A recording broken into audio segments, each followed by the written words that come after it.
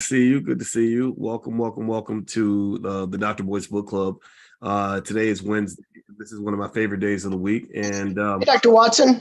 Hey, we got a special guest coming in today, Dr. Claud Anderson. That's his son, Brant. How you doing today, Brant? Good. I didn't realize I was on TV. Hold on. Let me get out of here. Oh, no problem, man. No problem. You don't have to hide. Hey, everybody. Let me open up the chat so you guys can chat. For some reason, Zoom automatically shuts off the chat. I don't know why they do that, but there you go. Now you should be able to chat and talk and let me know what city you're coming from and all that good stuff. And we got Dr. Anderson coming in a second. I'm gonna tell you, my friend just saw me or not saw me. My friend just sent me a video that I thought was just really funny. It was I want to see if I can download it and screen share it because it was really a really raw kind of way of basically saying that rappers that disrespect Black women, that talk about killing Black people and all these other things, that's just disrespectful and I think it's racist. And I thought it was really a powerful statement. He made it a very interesting way. I'm gonna try to download the video. Somebody sent it to me, and I have to warn you though. There's a lot of cussing, in this video and stuff like that. So, but I'm gonna try to see if I can download it and play it for y'all. It's in fact the video is so raw that I probably couldn't even play it. I probably couldn't even play it like on YouTube or anything like that. And this is one of the reasons why I wanted to do these Powernomics conversations in private, because social media will shut you down. And there he is. How you doing today, Dr. Anderson? Oh, I'm doing better than I have done in 7 or 8 years. I'm ready now, boy. I survived the long turmoil that was imposed on me by some of the dumbest ass white doctors in the world. Okay? Oh no. Oh yeah, they put some stuff on me and said, boy, we're gonna get rid of that Negro. And I'm just beginning to recover and getting in a good mood now. And I'm ready to kick butt and jump in the sky and back kick them. All right, that's what I'm talking about. That's what we love to hear. I don't know about y'all, but that makes me excited. I'm very happy to hear that you're feeling okay, and I appreciate you joining us tonight. Thanks for stopping by. Well, as I've told you before, even though I know you probably don't believe it, but you're about one of the best friends I got in the world. And I got millions of friends around the world in different countries. From all those years in politics and heading up trade missions to third world nations, I got millions and millions of friends. But on the top of that pile, like that pyramid, there stands Boyce Watkins. You can't get any better than that. Well, I'm honored and flattered. I think of you like a father, and I'm always be there for you. I don't know which of us will be around the longest. You're the strongest between us two, but I'm gonna be with you for life. You know that.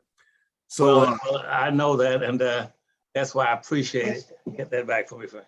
I appreciate that, and I will always be there for you whenever you need me.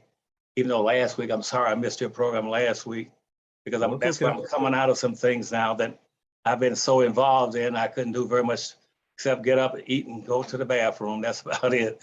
Wow. But I'm getting stronger now. So. And I haven't forgotten about your project I'm working on for you, the curriculum for that academy that you want to set up. I'm going to participate with that in all kinds of ways, and I'll talk to you about that later. Okay. But right now, I just want to come on your program and tell you I'm with you 1,000%. And well, we would do 2,000%. We all have your back, and I assume everybody in here knows who Dr. Anderson is, so I don't have to introduce Dr. Claud Anderson. I will name his books, though, in case you don't know the names of his books. He wrote Powernomics, Black Labor, White Wealth, The Black History Reader, Dirty Little Secrets 1 and 2. And so today, what I was thinking about Dr. Anderson was I wanted to spend this time in the book club in your book Powernomics, starting at page 77, where you talk about nationalism and pluralism.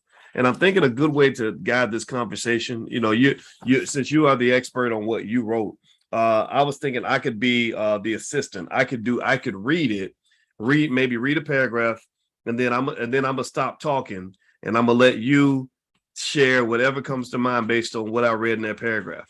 That That's the way it should be. You lead and I follow. Uh-oh, I thought you were the leader, but hey, I'll be glad to do it. No, Okay, I'll be glad. so everybody, I hope you'll greet Dr. Anderson and let me know let us know what cities you're coming from. I always like to see what city everybody's coming from in the chat.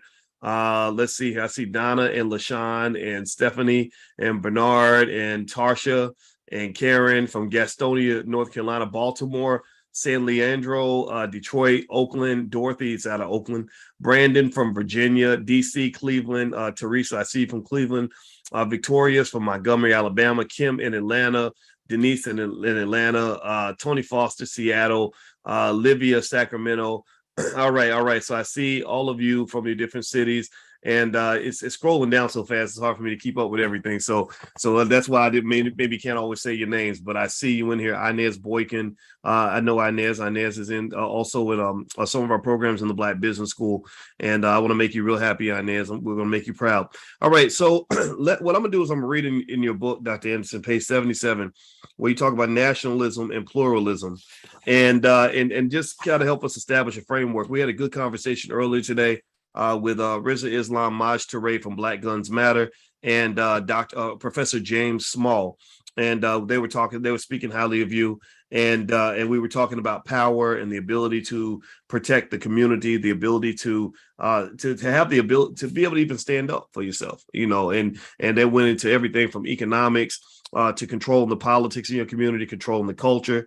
Maj actually talks about guns, which I think is an important thing for us to talk about in terms of protecting ourselves. So I'm gonna start reading, and then when I stop, you can just take it in whatever direction you'd like to go. So here we go. Since nationalism and pluralism allow millions of ethnic immigrants to compete as a group, they have the potential to do the same for Blacks. Devotions to one's own cultural group or nation is called nationalism. Nationalism helps groups build communities, mobilize for power, and control resources. It allows cultural groups to function as nations within nations. Black Americans are a nation within a nation, but have never behaved in a manner consistent with this reality. In our pluralistic society, many groups are nationalistic. They form their nation of peoplehood based on common underlying characteristics, from skin color to language. Nationalism is based upon a sense of community and can make it easier for Blacks to build a cohesive group within the nation. As an excluded nation living on the margins of American society, Blacks have marched, prayed, and fought to be accepted into mainstream society. They have wanted to be a part of the nation rather than to be a nation. And then you say that Blacks need to emerge and begin to compete based upon the reality of where they are. They are an obsolete labor class that is reluctant to build and live in their own communities. Unlike Blacks, European ethnic groups built, worked, learned, and thrived in their individual respective ethnic communities up until the end of World War II. Then they proclaimed their whiteness, abandoned their ethnic communities, and assimilated into the majority white society to help fend off the civil rights movement's push for social integration. Thus, today, there is a solid white unity amongst Germans, Italians, English, Polish, Greeks, and other ethnic groups on racial matters than Black people.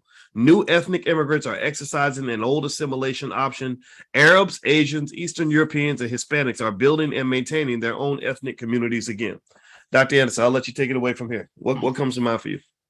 Well, first thing is, let me say, I was glad to hear that you have my friend James Small on it. That's a very bright Black man. So he tells you something, believe in him. He's a good man. Tell him I said that too. I love the guy.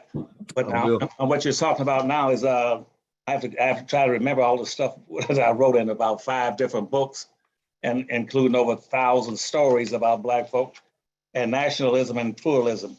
And you pretty well define nationalism. Nationalism really is just a sense of peoplehood, a sense of people saying we are special people. And in that regard, it's unfortunate that Black folk are not nationalistic in this country. That's one of the big things that's taken them the wrong way. And that came from the civil rights movement. The civil rights movement with Martin Luther King and the rest of them, they put Black folk on the wrong road. That's why if you look back now, 60 years later, after the civil rights movement, we have not gone any place forward. We've gone every place backwards. And consequently, that one of the biggest reasons that took us backwards is we have no sense of nationhood, no sense of a peoplehood. And you cannot have a nationalistic feeling about yourself and your people until, this is very important, you make sure all your audience get this, you must have a code of conduct. You must have a code of conduct or a code of basically of ethnicity and also a code of etiquette, how do you get along with each other. Black folk have no code. Now the other groups all have codes, every group in America, and that falls all under pluralistic groups. Every group in America, all the Asians, Arabs, Hispanics, American Indians, Eskimos, anybody, they got a code of conduct. And a code of conduct relates to that community. If you don't have a code of conduct, you can't get a community. If you don't have a community, you can't have a code of conduct. And so, for instance, in a community, the 3 elements that you must have in a community, you must have 3 elements. Those 3 elements must be, first, an independent, wholly independent economy that operates within that community, that provides jobs, businesses, service, employment opportunities, product, heritage, history, togetherness for your own people living there. That's the first thing you must have to be a community. We do not have that. The second thing you must have in a community, you must have a code of conduct that decides and defines what kind of political leadership you're going to have. And see, we don't have that. We'll go out right now and vote for anything. We'll probably pick the biggest dog in the neighborhood. If he ran for the mayorship, we'll vote him in. And nobody, one thing about blacks, they don't demand any respect or appreciation or recognition, and they don't get it. But you have to have that code of conduct says, if we get a community, and we got first build an economy. Secondly, we'll get that community. We're going to build a code of conduct. It tells us who we're going to support, buy from, love, care for, and work for, and have pride in, and in every respect. And if in terms of elected politics, we will only elect those politicians who would personally say very vocally that who they're going to represent once they get to office. Black people are the only people in America that will vote every election for somebody that has never promised them one damn thing. I ran campaign after campaign, and I would tell black folks, don't come here and tell me what you're not going to do. Tell me what you are going to do. Now, the first thing I would ask for politicians, if they run for an election, who are you going to represent? What are you going to do for black people? What promise are you going to make? And I tell them, come up on the stage and tell these black folk that. If you don't promise them anything, then get off the stage and go back home and watch TV. And it's quick coming out here running for offices. And every black I see run for office, the first thing he will say in terms of code of ethics and a code of conduct. He'll say, if I run for office, here's what I'm going to do based on my code. I'm going to represent everybody. Now, and I say, well, why are you running for office? Why don't you go home then? Nobody invites you here to give you a vote for represent everybody. When you go downtown, if you get elected, you swear an oath to the office. You must promise who you're going to take care of. Well, I'm going to take care of everybody. Did everybody vote for you and put your butt in office? No, I didn't get any votes from the American Indians. I didn't get any vote from the Koreans. I didn't get any vote from the Eskimos. I didn't get any votes from the Ecuadorians. Well, I didn't get any votes from the Mexicans. I didn't get any votes from the American Europeans, the French and the Germans and the Russians. Well, who in the world? Why are you trying to represent them? And that's the second thing. Quit trying to represent the world, represent those people who live in that community, and that gives you a code of conduct. That code of conduct will say, you are now responsible for being nationalistic by simply saying that in the future, my primary sense is representing those people that give me a sense of adulthood, of being a vocal American people, for fighting for that which I stand for my own people, but standing up for everything, dealing with black folk. That is a code of conduct. That's who I'm gonna buy from. That's who I'm gonna buy from. I don't care if you don't get the best product. The first time you buy from, you tell them, so you get it out, I'm gonna buy from you. If you open up a business, I'm gonna buy from you. I don't care if your price is 5 cents more for a loaf of bread than the white. I'm gonna buy from you anyway. Until you give you a month or a week, so to get better bread in here and now to come back again. But in the meantime, as long until that day comes, I'm gonna spend my money with you. Even if I don't get the best product every time, I'm still gonna spend my money with you. Black people must learn through a code of conduct to make your money bounce 8 to 10 times before it leaves the Black community. And you don't have any communities now. All you got are neighborhoods. We don't have not one Black community in America. How are you going to get a sense of nationalistic motivation to take care of your people if you don't have a community or a sense of community? You got to have one of the two. We haven't got either one. And the last thing you must have people in there who are willing to vote, to come and rescue you, take care of you, and do anything that needs to be done, and to educate our children in the broad context of being people of a peoplehood. That's what we don't have. So, but that's nationalistic. Nationalistic means a sense of peoplehood, and now everybody else has got a peoplehood. You go down south right now to the Confederate States in the South. They got a strong sense of peoplehood, and they have tried to take over this country. They've tried to take over this country at least 3 times already. You had these big revolts. That's what the Civil War was about, where Southern whites were trying to take over the country, and they're doing the same thing they're doing today, going around telling people, this is our country, and we're taking it back. It's not your country. You're a guest in this country. Every white person in this country is a guest, but see, he has a strong sense of peoplehood. And they all play that rule about we all sticking together because we're Europeans. Now, one time they were not pluralistic. They only became pluralistic after the Great Depression in the 1930s. And as Black folks started looking for some form of social integration, which they got, and Martin all put them on that wrong track. And they said, well, you know, we don't have to own or control anything. We'll let everybody else come to our neighborhood and we'll start practicing pluralism. We'll just represent everybody. And then that gives you what's the biggest lie ever been told in this country. The biggest lie that's ever been told was about pluralism. Saying that everything. This is a country of immigrants. Everybody here is an immigrant. Everybody here is equal. Everybody here gets the same amount of opportunities and the same chances to have a productive, safe and secure and wholesome life. That's the lie they tell all the time about America. That's called a pluralistic society, which means everybody is treated equally. Then Black folk must learn to tell people, we don't want to be treated equally. Now that frightens people when I say that. We do not want to be treated equally. We want to be treated better than equal. We want to be treated better than equal. I'm not going to take care of it. Go out to a horse race and say, I'm going to bet on a horse. I want all the horses to start off at the same time when the gun goes off, racing around the track.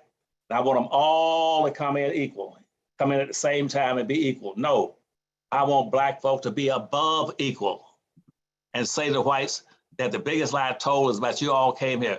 99% of all the whites in this country have been here as through their ancestry coming from Europe. Those Europeans came here for totally different reasons than Black folk. Black folks are the only non-immigrants in this country. And they need to start setting themselves out by saying, we are exceptional people. We are exceptional people. We're not like anybody else. And that means that you got to be careful using the word African when you say that. When you keep saying we are African Americans. No, you're not African Americans. That is a negative. You can't get a sense of peoplehood if you keep talking, and a sense of nationalism if you're talking about we are African Americans. You are native Black Americans. That's your sense of peoplehood. You're native Black Americans. You are the people that built the roads, the highways, the canals, the colleges, the business, the government buildings, and pulled all the wagons, picked all the cotton, picked all the rice and indigo and tobacco. No, you are special people. You're the only people in this country that were never treated as an immigrant.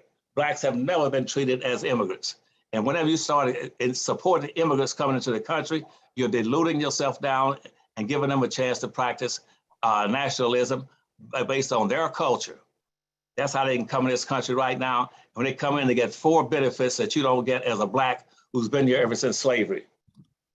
That's why they got their own communities, and they can market their culture, market their language. They can demand special privileges as Hispanics or Germans or Italians or Arabs to get their radio stations, TV stations, and special schools and credentials.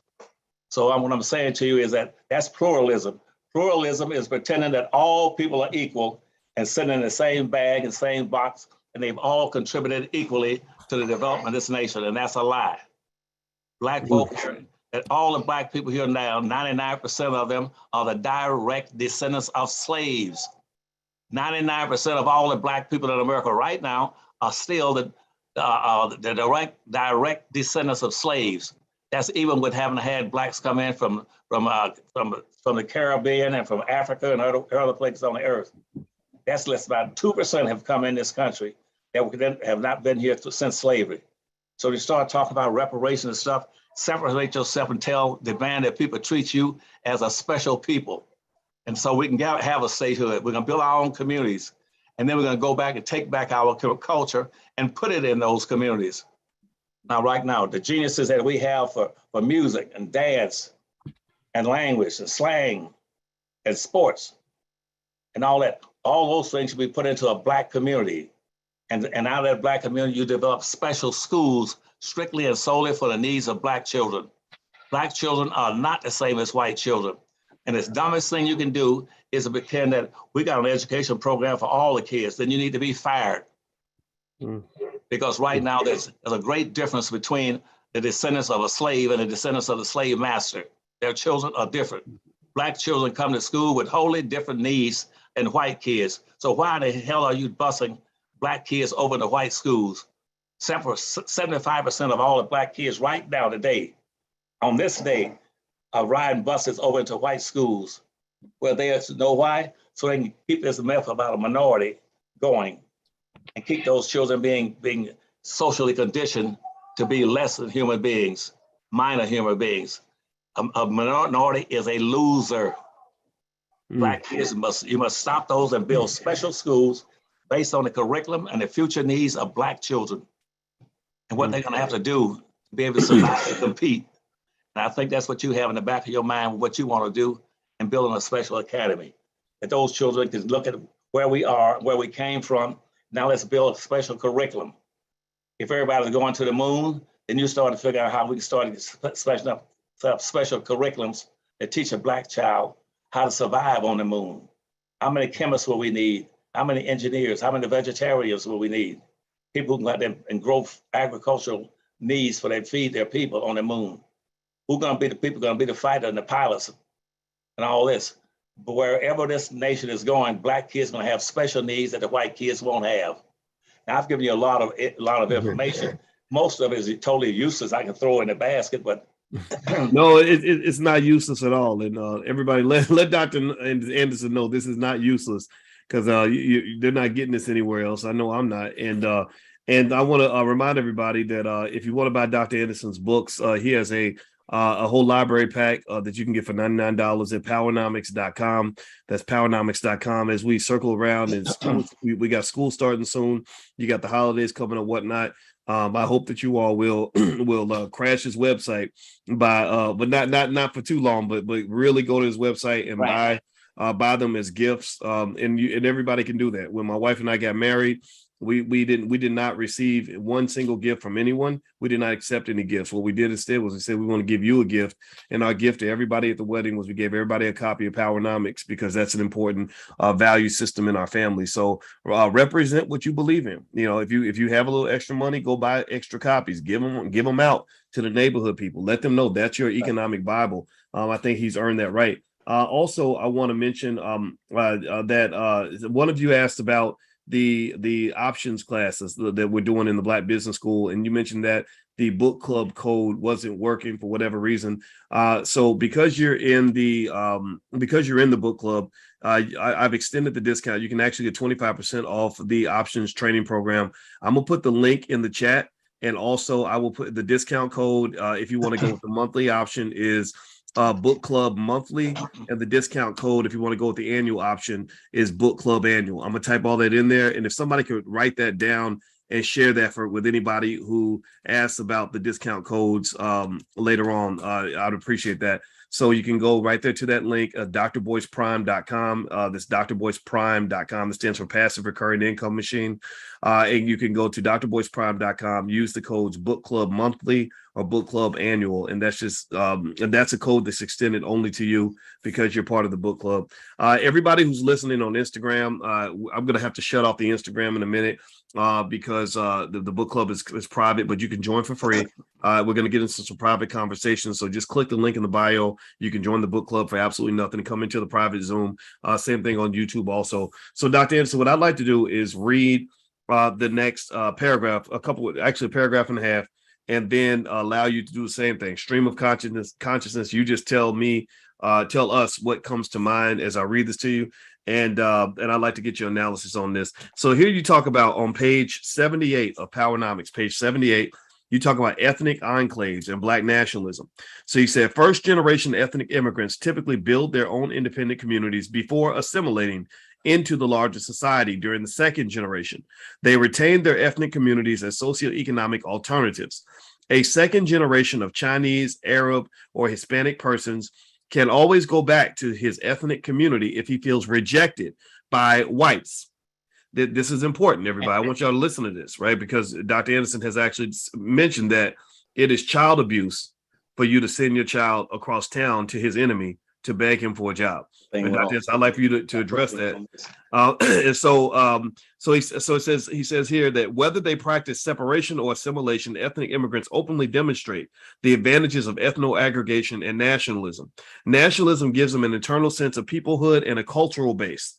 It also functions as an umbilical cord to their network of communities and their countries of origin. So what he's saying is they have a base. They have a place they can go to. You have a home base, like a military base, where you are safe, where you can go. A lot of Black folks don't have a base.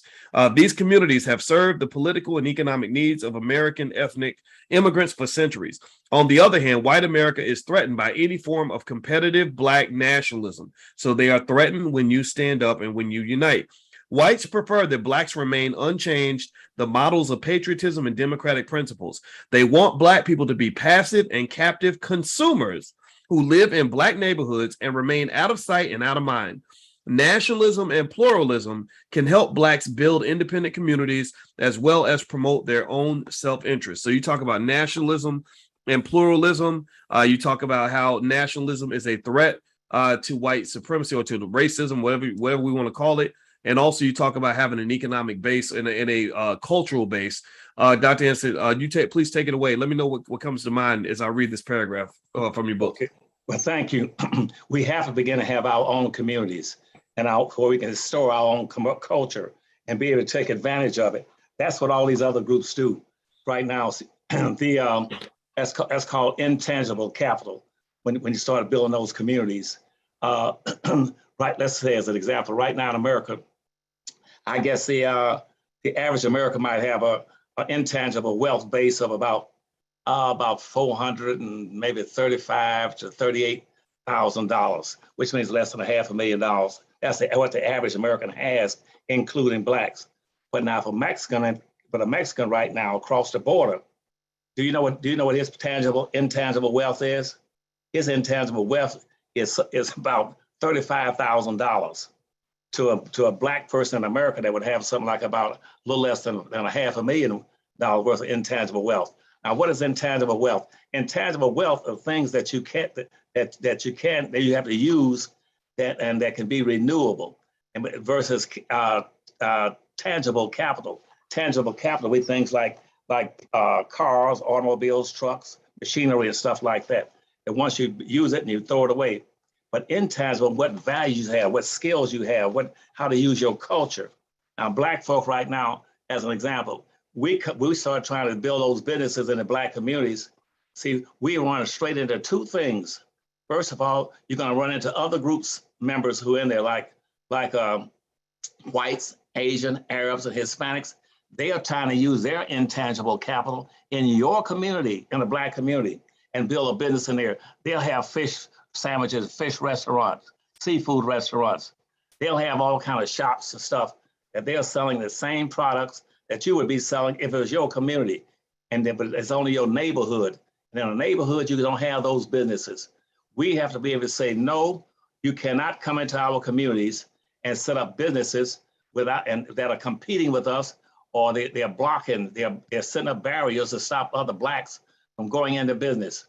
See, right now, most blacks won't go into business in their own business because there are whites in their black business, in their black communities, and there are Arabs in those communities, and there are Hispanics in those communities that are running the businesses that blacks should be typically running in their own community. And they're jamming up the market so that black folk cannot come out and be competitive. This is one thing that's never raised, but white folks like to raise that. Well, we like you blacks because whenever an immigrant comes to this country, he knows he can go right to a black community because there's a shortage there of everything, and they can start a business and make a good life there. Yes, they can, but we're going to stop that and say, well, we're not going to let you become nationalized inside of our community and work as a barrier against our own entrepreneurial skills that we're trying to instill into these children to raise their own businesses, produce their own products, produce their own services, and produce their own jobs. We don't want you to come in and give our kids jobs. We're going to produce jobs for our own children.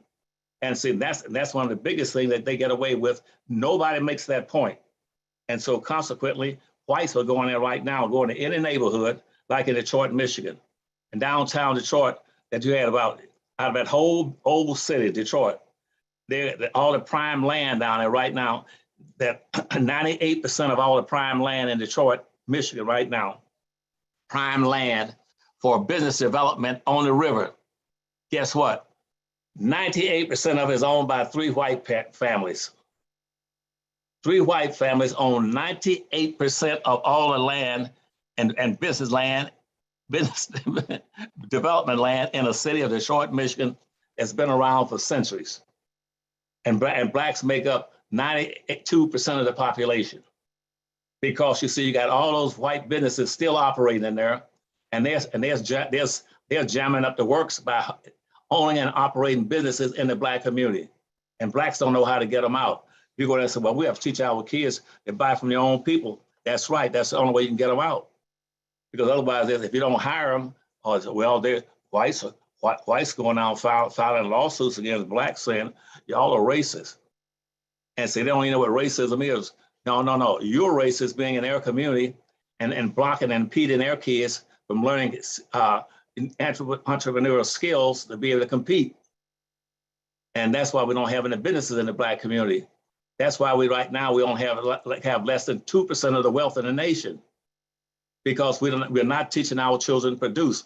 When you go back and get that sense of nationalism and peoplehood, and start to set up your own schools based on that, and say we're going to put the best schools in every black city. We want 2 major schools, and that should be for the most innovative education for black children in every major center. There's one on each side of the city where black kids can go there and get the best education possible in learning different kind of skills that will make them competitive people in business right in every black city. I have 2 of them. Right now in Detroit, Michigan, as I said a few minutes ago, all the land and for building a business is 3 white families own all the damn land. But guess what? Right now, black kids are going to Detroit, Michigan, and that out of every black child that goes to school in Detroit, Michigan, they try to build a community, and so he can get prepared to be nationalistic and look after his own people. Guess what happened? You know what happened is that everyone that starts the school in the 1st grade, that most of them never graduate from high school. Over 50% of them drop out before they even get through the high school level. And out of those that do drop out, succeed and get through high school, most of them are reading at a 4th or 5th grade level, graduating from the 12th grade in Detroit, Michigan. That is a fact. Now, why would blacks right now sit in this country right now and let the high schools in Detroit, Michigan, the rest of these big cities, that over half the kids that start the 1st grade can never graduate? They have no skills. They have no sense of nationalism, sense of peoplehood. They don't know their culture. They don't know the Black history. They don't know how to fight and defend themselves verbally. And lastly, inside their cities, in those Black communities, there's no justice system in there because they're still looking for white justice that come from people appointed to be judges in Black communities by white politicians. Like, for instance, the Supreme Court. The Supreme Court is one of the most racist organizations in this country. And you notice every time whenever they appoint somebody, like Donald Trump was appointing 2 of them to the Supreme Court recently. The Supreme Court has always been racist. When the Supreme Court was set up, and way back in the 1800s, first of the 1800s, guess what? Out of the ones they set up, all of them, over 57% of them were slave owners sitting on the Supreme Court. Why would you be appointing slave owners to the Supreme Court to bring justice? You have no justice system in the Black community because you don't have any sense of community. You got Blacks who get appointed to those positions, and like Clarence Thomas, he's worse than the damn whites when sent up there as judges. He has never voted for any one thing to help Black folk since he's been sitting there for 30-some damn years. And Black folk don't raise any cane about it. And Blacks, when they do put politicians in, they don't have a sense of nationalism, saying, we're putting you into office, we're voting for you, and we're gonna play this voting game. Even though right now, because of pluralism, we know it doesn't work for Black folk. Pluralism does not work for Black folk. You know why? Because in this, they built into the Constitution. The first bill passed by the Congress after the Constitution was approved. Do you know what the first bill was, Dr. Watkins? The first bill they passed, they say this is a white nation, and immigration will be determined based on that. That this is a white nation, and for immigration coming in here, it's for whites only. Whites only. They rigged the game. At that point, the game was rigged. The dice were loaded and the cards were marked. And here, Black folk, for 475 years, Black folk have been playing a game about voting. How are you going to vote for something when your game is stacked against you? Whites right now, in this country, we have 10 to 11 whites in the country for every 1 Black person. And you're going to tell them they can go out and vote? Vote for what? It doesn't make any difference. Give you an example from the comical side of it. It's like taking taking a rabbit and throwing them in a bush or a fence of hungry bulldogs. And the bulldogs decide to go in and vote on what they have for lunch.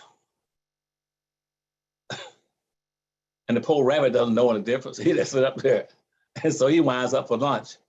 Or another example, if I take a Black person now that can't have a read and write and charge him with a crime and throw him in a room with 11 or 12 Ku Klux Klansmen and tell him, y'all vote on what you're gonna do with this Black man in there. And he said, well, Lord, I know y'all gonna take care of us. No, you won't. Right now they talk about what Black folks, the vote is being blocked by the Republicans. The vote was blocked by the first law passed in this nation after 1789.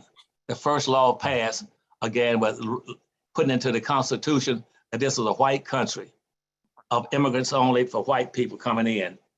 That's why all the stuff now where you train and the people coming in from Afghanistan, those people are classified as whites. Your numbers were already outnumbered you 10-1. You still been let what's this guy, Biden? Hey, Biden, I'm taking care of Black folk. Yeah, he's bringing in Afghanistans and everybody from every country that's not Blacks. When a few Blacks accidentally go through Latin America and crawl across the bridge in Fort Rio, Texas, he immediately sent the troops in there to pick them up and chase them down with horses, and then got 5 planes flying them back to Haiti. What in the hell are Black folks thinking about? We're gonna vote again. Vote for what? I told you to start a damn black national party and vote only for Black folk and hold them accountable. Yet I said, haven't one tried to do it? Not one. And let me ask you about that, Dr. Anderson. So, because I know that I saw a question in the chat where somebody was asking about solutions, and one of the things, particularly when we talk about Detroit, right? I was up there in Detroit not too long ago with Herb Strathern, Gary Shelton, and all those guys, and it was really interesting to see how this black city was just controlled by these other people, how it become just a big plantation. And now my thought is that being more conscious about what we do with our money and our economics is an important step. If you think about any group that goes and they open up a bunch of gas stations or whatever it is, there's a mindset of a business owner that is instilled in the culture. I watched a 30-minute video with an Indian family explaining how they started off, they bought one gas station. The whole family worked together to run the gas station. Then they bought two, then three, and they got up to 10 gas stations, and they were making a combined total of $37 million a year from these 10 gas stations they had. And they literally started with just one. And the whole family was working together on this. That sounds to me like culture. That sounds like a code of conduct. And it almost seems to me that even though we know what other people are doing to us, I think that I'd be curious to get your thoughts on what we might be doing to ourselves in terms of mindset that might be keeping us from being able to really take back cities like Detroit and regain our power. It seems like it really has to start with the economics, right? Yeah, you're right. It starts with economics and what they've been brainwashed into believing in pluralism, saying, well, look, I know some Hispanic kids I go to work with, and I even date a girl from Japan.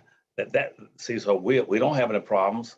They believe in pluralism rather than a sense of peoplehood for themselves, where they learn to take care of their own people and become independent and get away from all that misnomers those misnomers been put out there intentionally to mislead Black people into being very quiet and accepting. They want you to always pursue acceptance. And that's what Martin Luther King was looking for. Martin Luther King says that what I want is social integration, and which is acceptance. And all we want to do is that to show white folk that if you give us a halfway decent chance, we'll take care of ourselves, we'll become independent, and we'll love the world. And we don't mind being at the bottom like this. Black folk down here, all the other groups are over them. We have a ranking order of social and political acceptability. And Black folk rank in the lowest quadrant down here. And they try to mix it up to show it's not against Black folk, because what we're going to do, we're going to take these lower two groups, because here's Blacks and here's Hispanics, and the Hispanics just came into the country, and so they're in the same position of Black folk. So we'll say Black folks and Hispanics and Blacks, those are brothers, and they're together. That's a lie. Quit letting people hook you up with Hispanics and dealing with racism. Racism is only peculiar to Black folk. Racism is only peculiar to those people who got the wealth and power, can use it to enslave Black folk or subordinate them. It does not apply to any other group. It does not apply to Jews. It does not apply to Africans. It does not apply to any Europeans.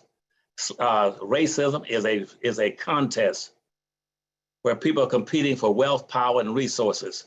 That's how it started out. It stayed as the race went on up until about 1859, when slavery ended in 1859. Then racism, the race was over. It was over then, where all the people in the world were trying to get to the West and own land, and they were being invited here by your so-called founding fathers, who were going back and forth to Europe and telling people in Europe, come to America, and we guarantee that you'll be successful. You know why? Because we're going to give you land and free Black labor. You have to be a stone idiot. Your IQ has to be less than 5 to come to America, and somebody gives you 2 billion acres of free land all across the United States, free land, then to also give you and enslave something like 9 million Black folk to work free for hundreds and hundreds of years and never get paid, not even fully fed to live, no insurance, no family, take their children and sell them down south. And again, selling them for $500 and $600 a piece. How in the world? I don't understand it. That's why this will be my last year in politics. I've been in it for 60 years. and I've grown tired of trying to tell Black folk, you got to understand these books. Everything that you want to know about how to survive in America in those 5 books. Black, and the first one tells you what your major problem is. Black labor, white wealth. I don't know how you can't understand that. Because you see, white folk, whole point of slavery, and that's where Martin Luther King missed it again, along with the civil rights leaders. What was the purpose of slavery? The purpose of slavery was to maldistribute 100% of all this country's land, resources, businesses, jobs, opportunities, privileges, rights, and voting strength into the hands of the dominant white society. And so if you can beat that and you're down at 0, you must be walking on water along with Jesus Christ. That's what it was saying. You got nothing. You have no power. You got 0. You have no wealth. Your wealth is exactly the same thing it was when the Civil War ended. And the Civil War ended, the average white person in America had owned 3,500 times more wealth than the average Black. And now it's still up to 3,500 times more wealth. It hasn't moved. I got 3 white men in America right now that own more wealth than all the Black people in America put together. And you tell me, what are y'all thinking about? What are you going to school for? If I can go pull down 2 or 3 white men right now and put their wealth on the table, and take every penny in a Black person's pocket and put on that same table, he'll outnumber you, just those 2 white people alone. What in the world are you going to do? Where's your sense of statehood, of standing up for your own people, have a sense about pride and dignity and respect and appreciation for your own people? That's why I keep saying, don't say I'm just a Black American. Say you're a native Black American and an exceptional Black person. Because you built the country, you built the railroads, you built the bridges, you built the canals, you built all the government office buildings and schools, and didn't get a penny worth of ownership out of it. Never even gotten paid. Most of you died working that hard. You picked all the rice, tobacco, and everything else. And when you broke free from slavery, they gave you nothing. Now, even a white servant was over here. A servant, and white folks say, we had servants. A servant, I mean, you got a contract for 5 or 6 years to work for another white person. And at the end of that white year, you got a contract that says he must pay you for all your days of labor while you are a servant to him. You must give him a piece of land. You must give him some weapons, some tools, and some animals. You gave Black folk nothing. You set almost 5 million Black folk free, didn't give them 1 penny, and told them go out and root hog or die. That was the term they used. You go out there in the streets and root hog or die. Half the Blacks sleeping in alleys just like the other day as homeless people. Where's your sense of nationalism saying we ain't going for that? And I told Blacks before, slavery would not have lasted 1 month if Black folks said, I ain't going for it. If you want to kill me, you go ahead and kill me. But if you miss shooting at me and you go to sleep at night, don't close your eyes. You'll never open them again. Well, so what you're saying is that one of the biggest takeaways that people need to understand is that slavery wasn't just about the people not liking us just because we're Black. Right. Or it was really more like an economic. It was strictly economic. That has to be discussed. Is that what you're saying? That's what it's strictly economic. Slavery started off as an economic issue. If you're going to resolve it, it must stay economic. Every Black person, whether he's in a public office or working just a job, must stay attuned strictly to that. The only way you're going to overcome this history of racism, you cannot change it unless you have ownership of the resources. And see, and when you hear Martin Luther and the civil rights leaders talking about, what we need, what you want, we want equality. That's a word that's played with. Nobody knows what equality is. We want equal opportunity. Equal opportunity for what?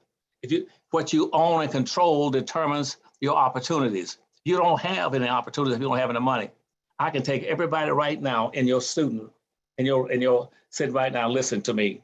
If I were there right now, I'd walk down the aisle and give out pieces of paper saying, look, write your name and address on here and a telephone number, I'll call you.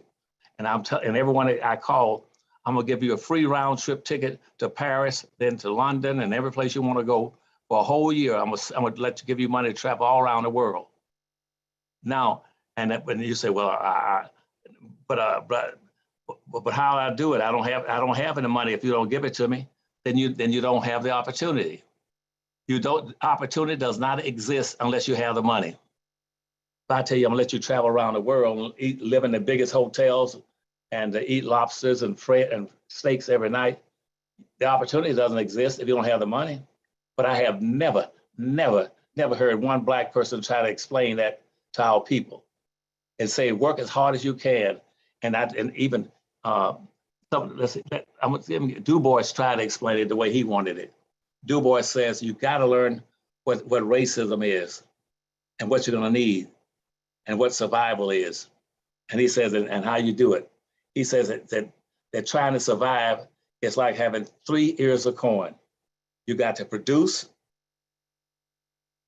by taking a seed and planting a seed, then you got to grow it, then you got to water it, then you got to market it, then you got to sell it, and then save the last ear of corn for seeds for next year's harvest. It's called eat, save, and selling.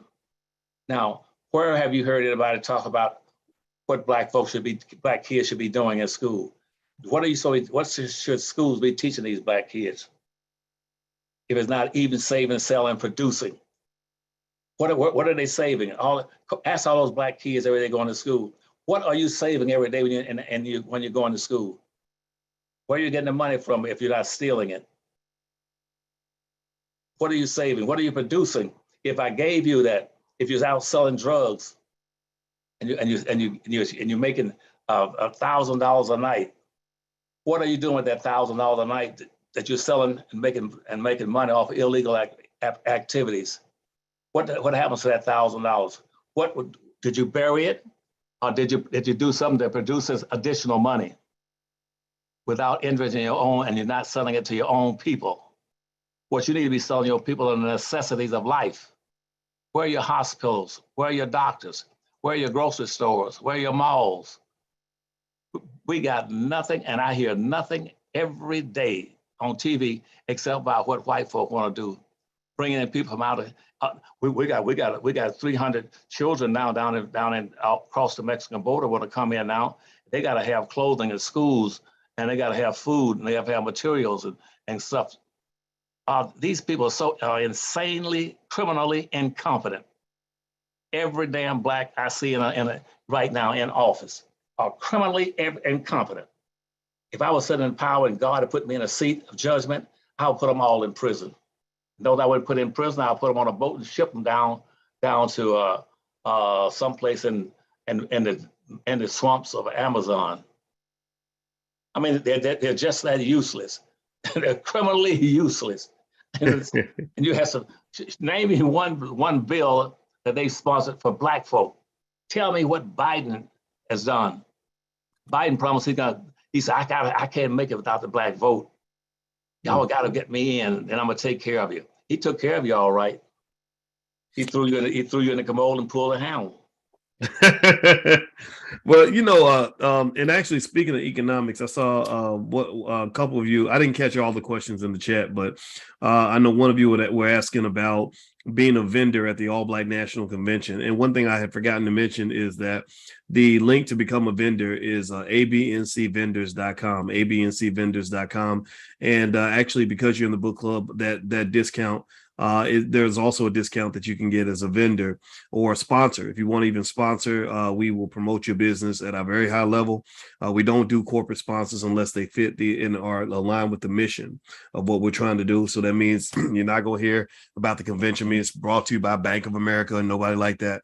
But anyway, if you want to go take a look, I shared the link in the chat, and I can actually put it in there again. So feel free to take a look at that if you have a business and you want to come in as a vendor. If you want to go in and just go to the convention, I also share that link also. So save that. If you have any questions, just email the support team, support@theblackbusinessschool.com. If you ever have any questions, support@theblackbusinessschool.com. And also, Dr. Anderson, before I do our last paragraph, because I know, your wife, actually, Taryn, told me that Mrs. Anderson only wanted you in here for 30 minutes. And so I'm feeling kind of bad right now.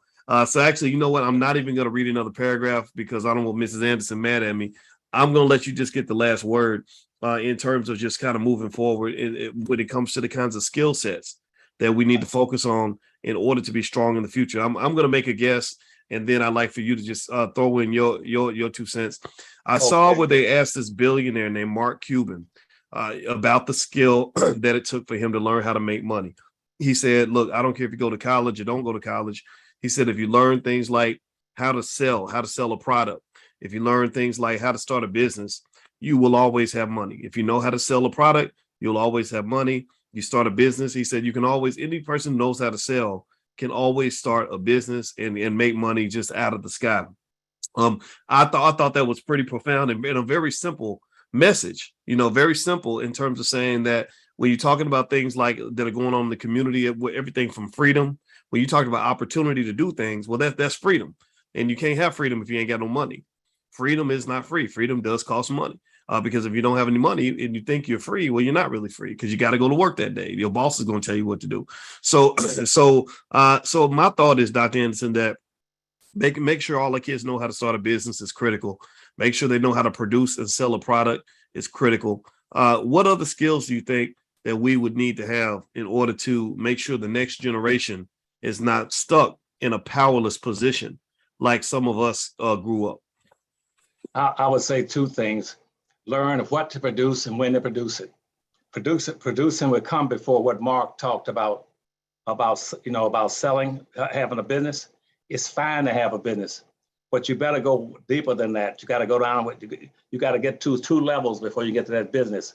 And those levels come automatically to him because he lives in a white community with whites that have firmly embedded industries that he can access and get resources from that already been prepared. All he's doing is taking advantage of the conditions, of the environments that are already existing.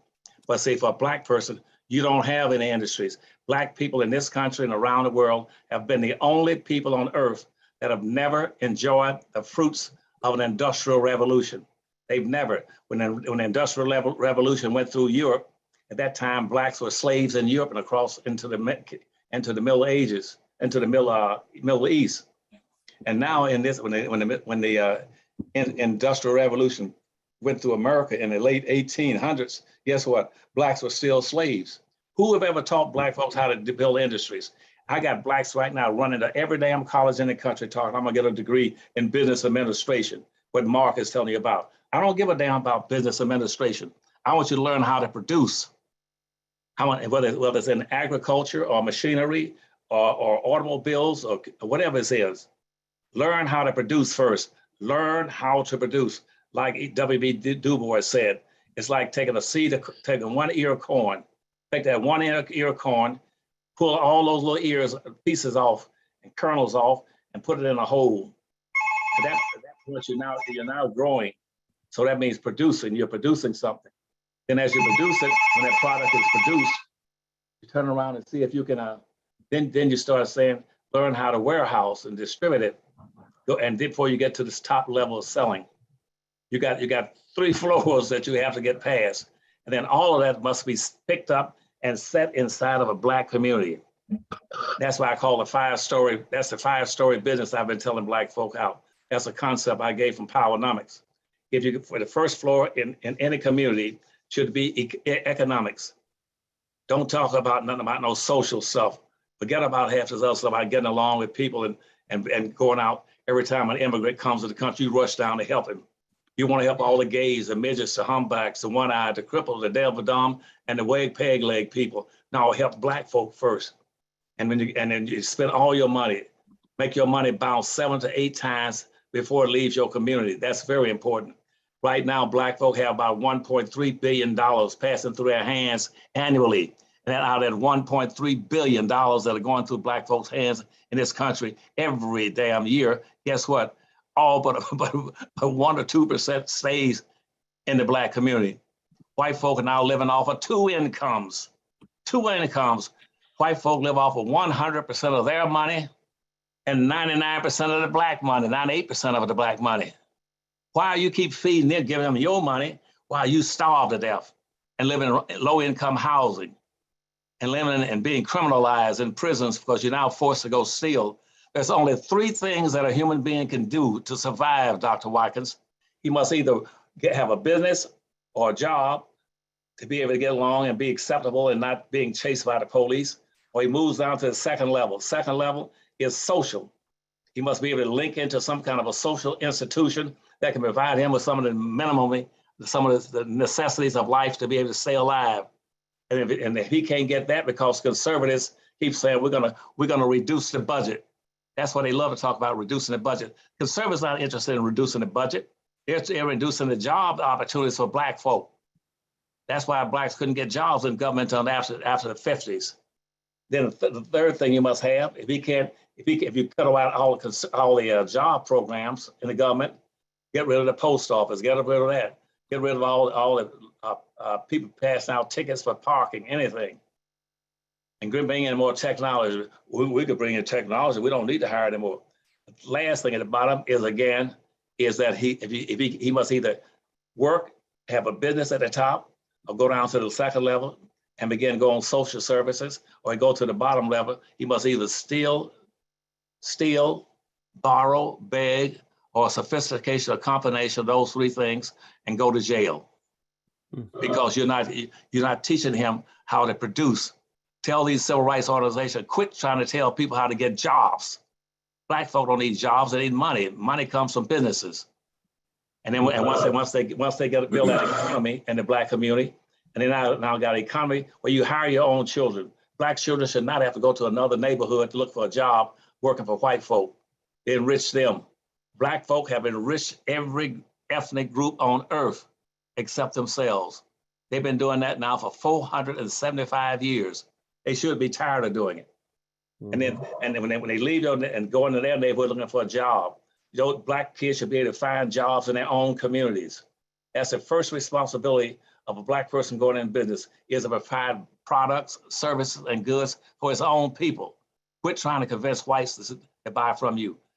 There's enough money in your own community, 1.3 trillion. And if you were to take that money and pass it around, every Black business in this country would be running over with money. But all that money is going to whites because it's not bouncing in your own communities. So right now, tell Mark that you appreciate his comments, but he missed the boat by a whole damn yard.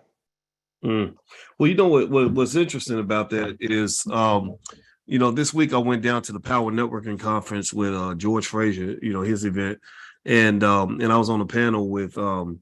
I was the moderator of the panel, and Mike Roberts was in there. He's a billionaire out of St. Louis. There was Dr. Julianne Malvo, who has a PhD in economics from MIT, but she's, I know her views differ from yours, but I like to just understand everybody's perspective. And then Sheila Jackson Lee, the congresswoman, was on the panel. And one of the things that came up was HBCUs. And most of these HBCUs are an inch away from being bankrupt. Most of them don't have the money that they need. And when they do get a lot of money, they're usually getting that money from white folks. And we all know that white folks don't give away their money without having an agenda or telling you what to say, telling you what to think, telling you what to do. And that creates these problems. Like, for example, how Howard University has had one of the greatest economic minds of the 20th and 21st century, right down the street.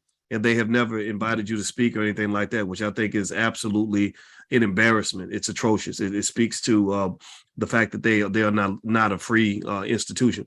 But here was the thought that I had, Dr. Anderson. I'd like to get your thought on this, and then I promise I think this will be the last thing we could talk about tonight, because I want you to get your rest.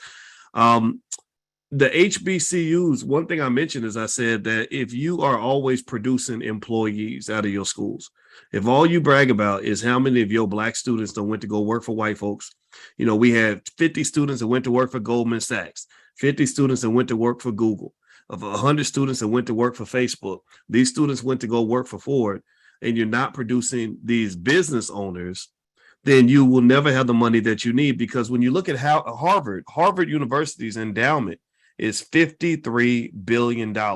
Harvard University's endowment is about 50 times larger than the endowment of the top 30 HBCUs all combined. In fact, if you add up every HBCU in America and add it all up, Harvard's endowment, one school, is 50 times greater than that. And they got about 100 schools with endowments of over, 10, 20 billion dollars, that type of thing. So I said, if you go back and you say, well, who wrote those checks to help them build a $50 billion endowment?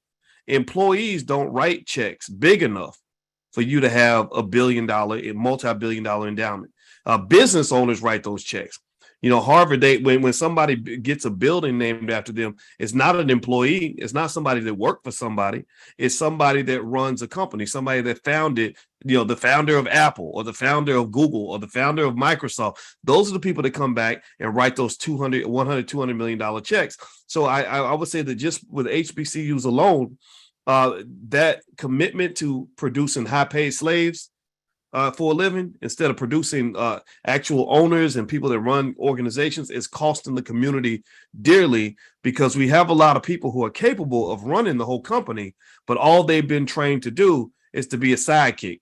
You're supposed to be Batman, but they train you to be Robin.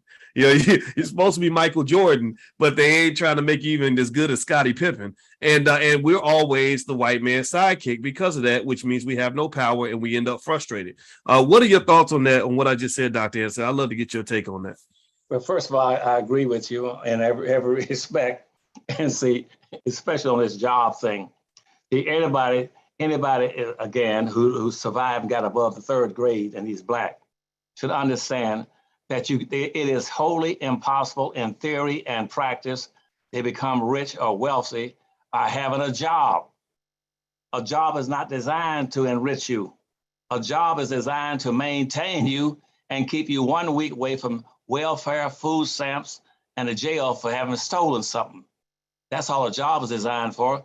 If you want to get it rich, you got to learn how to attract, plant, produce, and be able to keep the bulk of the money in your pocket, and in your community with your people. That's why white folks, as soon as they started the process of social integration back in the 1950s, or 1956, the first thing they did, they stripped all the major production centers out of these Black cities, stripped them all out. So what ran down Black cities was not Black people. It was the white folk taking all the resources out and starting a new thing called suburbs. There was no such thing as suburbs up until the 1950s. And before that, they used that thing with what's his name, Jackie Robinson. They used the same concept on him by saying, we will be able to give you Black folks a choice, again, to play sports with us. But here's what we're gonna do. We'll come over to your neighborhood, and that time, Black folk had the best baseball teams in America, had the best players in football, the best players in basketball were all Blacks. And they were coming out of Black schools. And guess what? Whites say, well, look, we don't need these Blacks as competitors. What's what we'll do? We'll hire one, and we'll integrate. Integration means integrate, means put a little small speck of something in and get a lot of return from it. And so what they did, they said, we get Jackie Robinson, put him on a Brooklyn Dodgers team. One Black man, let him go into professional sports to represent Black folk. If you really want to see how good Black ball players were, why didn't you put the Black ball teams up against the white teams and let them play that way? Where we had nine Black players and had 9 white players in the baseball game. Why? Same thing in football. But you know why? Because Black folk would have beaten them. White folks would have been whipped to hell by those Black players. And if you look at most of the teams right now in basketball and baseball, the majority of them are Blacks, or they're Puerto Ricans and half Black. And so they play this game with you all about, well, we'll hire some and put them in there. How many Black teams are owned by Blacks in baseball? How many teams are owned by Blacks in basketball? How many teams are owned by Blacks in football? Tell me where Blacks own anything. Blacks own nothing more than 1/2 or 1% of anything of value in this nation. And that is all the way from Connecticut to San Diego. Blacks own just less than 1.5% in a society after being here for 475 years of building the damn country. And you know what? They're bringing in immigrants, giving them the things they will give you where they can own and control. And black folks sit there and let it go on, like these damn blacks on the Black Caucus. Why don't you ask them? Why don't you raise hell and say no? Don't bring any more people here. You're in violation. You're in violation of the 14th Amendment, which says that the focus in this country, the 13th and 14th Amendment, and the civil rights laws were written strictly and solely for black folk. It was a Supreme Court that twisted that around so you bring in all these other people and not do anything for black folk. That's why what you call the revolution, after the Civil War, that's why the whole thing for getting blacks to move up and out only lasted 10 years. And it was over. So it started about 1865. By 85, it was gone. Nothing changed. They didn't do anything for black folk. They gave everything. It had immigrants pouring in this country every damn day, coming up, getting all the benefits. If you were to tell your students, go look at all the benefits right now that Congress puts out every year monetarily to immigrants coming to this country. They don't put out anything for black folk. And I don't hear a mouth move or see a mouth move about saying that is illegal because the Dred Scott's decision says that no black folk has any rights that white folk are bound to respect, and they said we're going to keep it like that. But the radical Republicans in 1864 and 65, they no, let's put out the 13th and 14th Amendment and the civil rights laws that says the new focus must be on black folk, period, and try to give them what they've always been denied. That was an opportunity to get wealth. Where's all the land that black folks should have gotten? They gave out 2 billion acres of free land to every white. Every white person who owned a slave could get, or coming to this country, could get 640 acres of free land as soon as he set foot on the land in America. And second to that, the government would give him a slave give him another slave and another $150 for every slave he owned. I don't hear nobody raising Cain. That's why I said I've been raising Cain for black folk for 65 years. I'm quitting. I just can't take it anymore. I said either I'm a poor educator and or something, because I keep telling the same thing over and over and over again, and I hear something say boom, it hits their head and bounce off. I said no, listen to the stuff I'm giving you. I'm the only forensic historian in America that's black. Blacks do not have another historian. And I'm giving you this information. Show me where black folks use it. Show me how they use it. They don't use it. They, like for instance, in Haiti, they said all those black folk, they turned around and took $35 million and closed down all the black banks in Haiti and put that money in the central banks up in New York. Took the money from black folk. That's why Haitians are so poor. They stole all the money out of the bank. And after the Civil War, we had books banks all across America for black folks, to go put their money in. And do you know the whites went in there, appointed white administrators over every one of those banks, and within 8 years they had stolen all $58 million out of them. I don't hear the black folks talk about we want reparations. Reparations for whom? You cannot get reparations as long as you keep using the word Africa. Every time you use the word Africa, black folk just break up laughing. They say, we don't owe Africa a damn thing. If you're dumb enough to ask me to give you reparations, you got people like the one down in Jackson, in Texas, talking about give reparations to all people. These of those people weren't in the country when not one of their ancestors were in the country when black folk were building this country. Not one. I got people in now in the Congressional Black Caucus saying, I'll only support reparations for black folk to give it to everybody. I said, you're about a dumb H. So I quit there, and I just love you, but just make sure that I can answer your initial question, is that the difference of nationalism is having a belief and conviction in peoplehood, and having a sense of peoplehood for your people and putting their interests before all other interests and all other people, and making sure the resources come to them first, And then you tell all the other groups, the Asians, Hispanics, the American Indians, and everybody else. And plus that, American Indians owned as many slaves, proportionally speaking, as whites did. Yet they keep giving benefits to all these Indians. For every year, they get we got a bank right now in the country that provides, the Indian Bureau provides something like about $38,000 per Indian in the country. And we got the banks and got the these Indian gambling casinos. Last year they gave, I think it did it 2 years in a row, gave every Indian $135,000 worth for every Indian. $135,000 for doing nothing, just splitting up and divvying up the profits they're getting from these gambling casinos. And guess who's flunking in there? Black folk. When the 1866 Indian treaties said black folk were supposed to be treated in all manners similar to American Indians, right? Because that's what the 5 civilized tribes, that's how they were called civilized, because they were holding slaves too. And I don't care what issue I bring up, black folks don't raise the cane over it. And that's what Bill Clinton said once. Bill Clinton said he was totally surprised in being the president that not one black came and asked him to do anything for black folk. All they want you to do is to buy some tickets for a luncheon so they can get a chicken wing or a chicken drumstick with some green peas and like an Urban League, NAACP. I said, no, y'all can have it. I'm through. I said, and that's the only person I'm gonna do something for is my friend Boyce Watkins.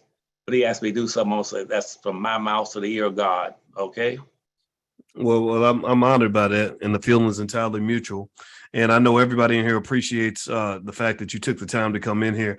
And I hope you will thank Dr. Anderson in the chat, let him know how much you love him. And also, you know, he mentioned that he was quitting, he was tired, he's done. Well, that's okay. You know, we are going to spread the work out. There's thousands of people that are going to see this video by the time it's done. And I would like everybody in the chat to give me a verbal yes, that you going to go out here and raise hell, that you going to teach your kids to go out here and fight for the things that we believe in. If we're going to do this. We're going to carry this on. We're going to teach this to our children. We're going to make sure that I mean, remember, you are talking right now, you're listening to a man that is in the eyes of many of us, the Marcus Garvey of our time. And that means you are not just learning Black history from him, you are making history with him.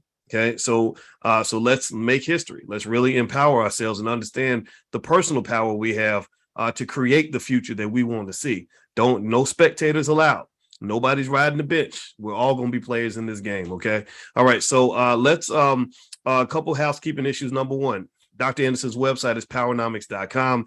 As you know, the revolution needs to be funded, and I would encourage you, if you have extra money, to go and buy some copies of his books and have them in your house and just give them away as gifts to anybody that comes in. Let them know what you stand for. Let them know what you're all about. Let them know that you know who you are, and then they'll know who you are. Second of all, you guys know the All Black National Convention's coming up October 28th through the 30th in Charlotte, North Carolina. If you go to boycewatkins.com, there should be links to either get tickets and passes for you and your family, or you can also, there should be a link to be a vendor. If you want to be a vendor or a sponsor at the convention, where you can either sell your products. If you're a sponsor, we'll promote you on this platform. We reach 1 million Black people a week. We're completely independent, and I'd love to support you if you help support us. So feel free to go to boycewatkins.com and take a look at that. The discount code for everybody in the book club is the word book club, all one word. If you use the word book club, if you sign up to either buy a ticket or you sign up as a vendor, use that code book club. And I fixed it during this conversation. So use that code book club. That'll give you a 30% off of your tickets. I think 25% off of your vendor. So make sure you use your code when you buy your tickets. And I hope to see you all at Charlotte. All right. So thank you very much, Dr. Anderson. It was great to talk to you again, and I hope you're feeling okay. Well, I am, and tell your students that I hope to join with you every time I have the opportunity on Thursdays and Wednesdays for your classes. They are very interesting and they are very exciting to me. And as I said, I told some people right now in the industry that when I'm gone, take my books off the market, because I wrote those books after all these years of being with governors and presidents and leading the only Black to lead economic development movements around the world. and trade missions in the third world countries, the Caribbean. I can talk about Venezuela, Colombia, even into Cuba, or France, England, Germany, Africa, and having been underneath all these presidents. And one of the things I learned is how to beat the system, and everything that you would need to know about how to beat the system and race matters are in there. But if you're going to keep listen to people who've never held a position, never had a major business, I've built several industries, everything from the seafood industries to everything else. And I just said, I'll quit. And I told them, I said, you take my books and put them into a special locker and leave them there for about 50 years. And all those that don't have the book and don't read it, that's tough, because I've told you everything. And this civil war hits pretty soon between these rednecks that try to take over the Capitol here in Washington, D.C. They got another thing coming. And blacks are totally ill prepared to be able to fight and survive, because everybody coming to the country is classified as whites. Asians, Arabs, American Indians, Jews, they all classified as whites. The only people that's not white is black, though. And you don't have the wealth power, the number power, the population power, or any kind of power. And you're sitting there not concentrating, trying to figure out what's in those books. It's going to be tough for you. But I love you anyway, and I love black folk. Always have, and I'll do what I can to help you as long as I'm alive. Take care, my friends. I'll see you the next time. You too, sir. Talk to you soon. And thank you all very, very much for hanging out with us. And you'll hear from me again real soon. And again, if you want to do anything else that we got going on in the Black Business School, feel free to just go to my website, boycewatkins.com. A lot of the information is there. So I'm gonna go and spend some time with my family as well. And I look forward to seeing y'all really soon. And just let's go get it. You know, we are going to win. We are not meant to be in second place. We are not losers. We are not backward people. You are the representatives of the talented 10th. So go be talented and go be leaders and do what you do. Okay. All right. So have a good night, everybody. And I'll see you all, I guess, probably tomorrow. Take care now. Bye-bye.